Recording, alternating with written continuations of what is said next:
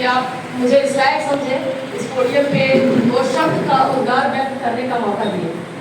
सर्वप्रथम शिवहर की पीठ प्रसूता भूमि पे इस रिद्धि सिद्धि सभागार में उपस्थित मेरे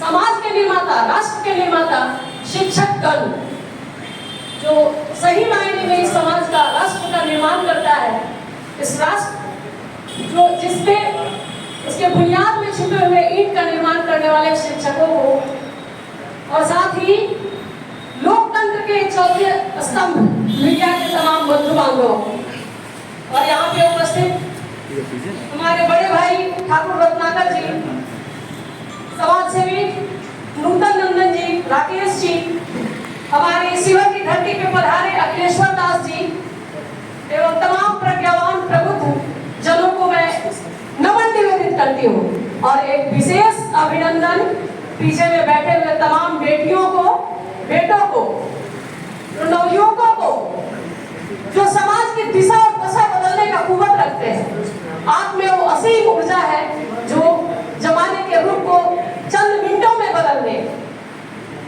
आप तमाम लोगों का मैं हार्दिक वंदन और अभिनंदन करती हूँ।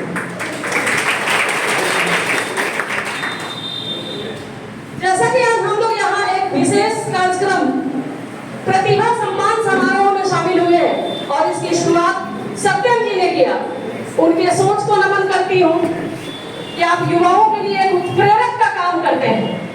सकारात्मक उत्प्रेरक, उत्प्रेरक भी दो तरह के होते हैं। साइंस के जो बच्चे होंगे उनको पता होगा, नेगेटिव कैटलिस्ट और पॉजिटिव कैटलिस्ट। लेकिन आप एक सकारात्मक उत्प्रेरक का काम कर रहे हैं, दिशा दिखाने का काम कर रहे हैं। हमारे सामने खड़े सुमित जी, जैसा कि मैंने पहले ही बोला कि मीडिया के, लोकतंत्र के चौथे स्तंभ मीडिया, जो आज नहीं शुरू से हमारे देश को दिशा और दशा देने में सशक्त सहभागिता दिखाते आ रहे हैं। कहीं भी समाज में गलत हो, सही हो, हर जगह ये अपने कर्तव्य को लेकर तत्पर रहते हैं। यहाँ बैठे तमाम बेटियों से इस बात का अदरवाइज नहीं लेंगे कि बेटों से पहले मैं बेटियों का नाम लेती हूँ, क्योंकि हमारे सत्य सनातन संस्कृति में भी पहले सीता बाद में राम। महत्व तो दोनों का ही समान है, लेकिन फिर भी हम उस सत्य सनातन संस्कृति से आते हैं जहाँ महिलाओं का सम्मान या महिलाओं का नाम पहले लिया जाता है। आप सबों से आग्रह होगा, मैं दो शब्द कहना चाहूंगी कि आप अभी जिस दौर में है, जिस एज में है, जिस स्टेज में है, इसका सही प्रबंधन करना, इस समय का सही सदुपयोग करना, समझिए कि आपकी जिंदगी को बदल देगा। आपके माँ बाप के सपने को पूरा करेगा। और जिस दिन आप अपने माँ बाप के सपने को पूरा कर देंगे, उस दिन उनकी उम्र दोगुनी हो जाएगी। आपको नहीं पता कि आपके बैठे हुए, आपके बीच की ही कोई बेटियां कल्पना चावला बन सकती है, आपके बीच बैठे ही हुए कोई भाई कलाम बन सकते हैं। इतिहास लिखने का जो अभी उम्र है आप लोगों का है। आप भगत सिंह के बारे में पढ़े, आप चंद्रशेखर आजाद के बारे में पढ़े। भगत सिंह इतनी कम उम्र में, जो उम्र उनका खेलने का, कूदने का, आप लोग की तरह, जैसे कि डिजिटल एरा में हम लोग जी रहे हैं, मोबाइल की दुनिया में जीते हैं, तरह तरह की चीजें हैं। क्या उनके जीवन में ऐसा कुछ नहीं था? लेकिन नहीं, सिर्फ और सिर्फ राष्ट्रभक्ति, माँ भारती के लिए उन्होंने अपने आप को समर्पित किया था। और आपको एक बात बताना चाहती हूँ कि वो फांसी के फंदे पे जाने से पहले 1200 बार सूर्य नमस्कार किया था उन्होंने। लोग पूछा, अरे सरदार तो सूर्य नमस्कार क्यों कर रहे हो, किस दिन काम आएगा? अब तो तू जा रहा है फांसी के फंदे पे झूलने। उन्होंने कहा, अगले जन्म माँ भारती के काम आऊंगा, इसलिए मैं 1200 बार सूर्य नमस्कार कर रहा हूँ। जब सेलर, जेल का जेलर उनको जाकर कहता है, चलो सरदार, चलो अब तुम्हारे फांसी पे चढ़ने का समय आ गया, वक्त आ गया, अब तुम्हारे जीवन की उल्टी गिनती शुरू हो गई। वो फ्रेंच रिवॉल्यूशन की पुस्तक लेकर पढ़ते रहते हैं और उन्होंने वहीं से उस पुस्तक का पन्ना मोड़ दिया। पूछता है हंसते हुए जेलर, अरे किस काम का तुम्हारा ये पन्ना मोड़ना, अब तो तुम फांसी के फंदे पे झूल जाओगे। तो उन्होंने बड़े ही गर्व से और पूरे आत्मविश्वास के साथ कहा कि माँ भारती के कोख से कोई न कोई अवश्य आएगा जो इस पेज से आगे शुरू करेगा, इस पन्ने से आगे की पढ़ाई करेगा और अपनी जीवन मां भारती के रक्षार्थ समर्पित करेगा। इतिहास लिख दिया उन्होंने। आज हमको सोचने की बात है कि उस तरह की कुर्बानी देने का दौर नहीं है जिन्होंने अपना जीवन समर्पित कर दिया। आज हमें उस तरह की कुर्बानी देने का दौर नहीं है, लेकिन हाँ, अपने समाज को सशक्त बनाना है, अपने माँ बाप के सपनों को पूरा करना है। आज दुनिया के सामने भारत का जो कद है, चंद्रयान 3 ही की बात मैं आपसे करती हूँ। चंद्रयान का जब सॉफ्ट लैंडिंग हो रहा था, क्या आप सबों के दिलों में एक सॉफ्ट लैंडिंग जब तक हो नहीं गया, एक संवेदना नहीं थी, एक बेचैनी नहीं थी कि कहीं क्रैश न कर जाए, कहीं हार्ड लैंडिंग ना हो जाए, हम फिर कहीं सफलता से पीछे ना रह जाए। लेकिन वो मेरा अटल इरादा और दृढ़ शक्ति, इच्छा शक्ति और सतत मेहनत करने की क्षमता थी जो हमें सॉफ्ट लैंडिंग हमने किया और पूरे दुनिया को यह संदेश दिया कि साउथ पोल पे चंद्रयान 3 उतारने वाला भारत एक ऐसा देश है। और जिस पॉइंट पे हमारा सॉफ्ट लैंडिंग हुआ उसका नाम शिव शक्ति हमारे प्रधान सेवक ने दिया। आज G20 की सफलता को देखिए, दुनिया हमें G20 की अध्यक्षता भी सौंप रही है। एक दौर था जब हमारे देश को लोग कहता था अरे ये तो सपेरों का देश है, तीसरी दुनिया है, ये तो जानवरों को पूछते हैं, पत्थर को पूछते हैं, पेड़ को पूछते हैं, ये कुछ नहीं कर पाएगा। और इस साजिश के तहत हमारे देश में मैकाले शिक्षा पद्धति भी थोपा गया। मैकाले शिक्षा पद्धति, आप बैठे हुए यहाँ तमाम लोग प्रज्ञावान है, प्रबुद्ध है, शिक्षित है, जानते होंगे। इस मैकाले शिक्षा पद्धति का महज और महज एक ही उद्देश्य था कि वैसा भारतीय पैदा करो जो रक्त और रंग से तो भारतीय हो, लेकिन मन और मस्तिष्क से औपनिवेशिक मानसिकता का गुलाम हो, वो ब्रिटानी हो। भारत अपनी संस्कृति जिस दिन समाप्त कर दे, समझो कि उस पर रास्ता आजीवन के लिए स्थापित हो जाएगी।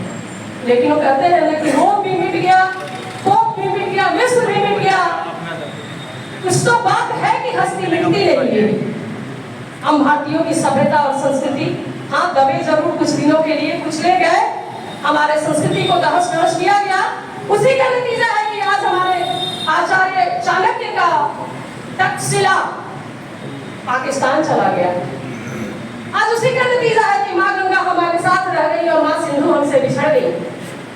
इन तमाम चीजों को ध्यान में रखना है और जो अभी आपका सुनहरा समय है, सुनहरा वक्त है, इसको सिर्फ और सिर्फ अपने आप को अध्ययन के प्रति समर्पित करना है और एक ऐसा अध्ययन जिसमें आपका चरित्र, कहते हैं ना कि जब चरित्र मजबूत हो तो दुनिया का कोई भी चीज आपको डिगा नहीं सकता है और हर मुश्किलों को आप आसानी से फतह कर सकते हैं।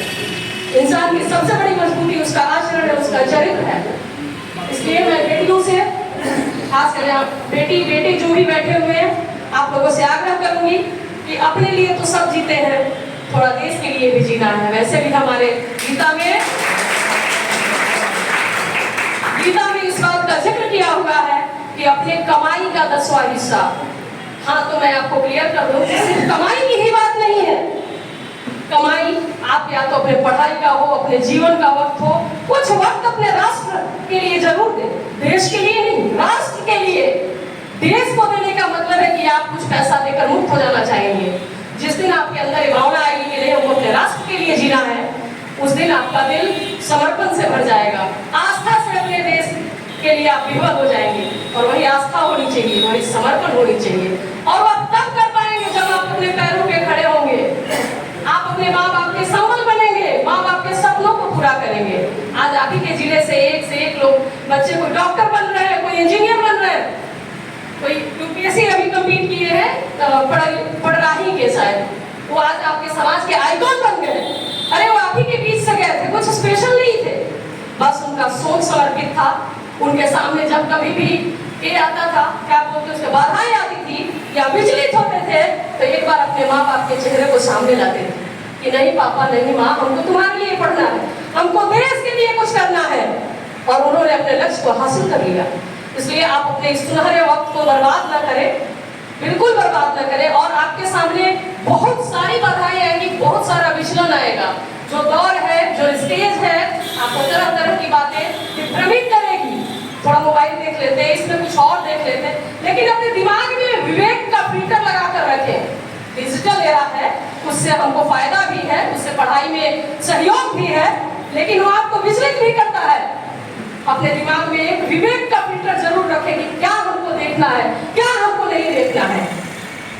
यही मैं आग्रह करना चाहूंगी और आप सबों से कहूंगी, किनारे पर टहलने में न गरिमा मानवी मन की, किनारे पर टहलने में न गरिमा मानवी मन की, भंवर को चीर कर जाना, भंवर को चीर कर जाना शान जीवन की, भंवर को चीर कर जाना शान जीवन की। सहारे पर जिए तो क्या जिए, सहारे पर जिए तो क्या जिए, इस जिंदगानी को सहारा दूसरे को दो, अमर कर लो जिंदगानी को।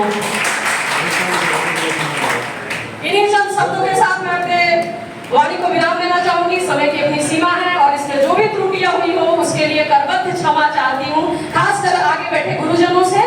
और बेटियां और बेटे एक संकल्प ले कि नहीं हमको कुछ करना है, I have to do something. Okay, धन्यवाद।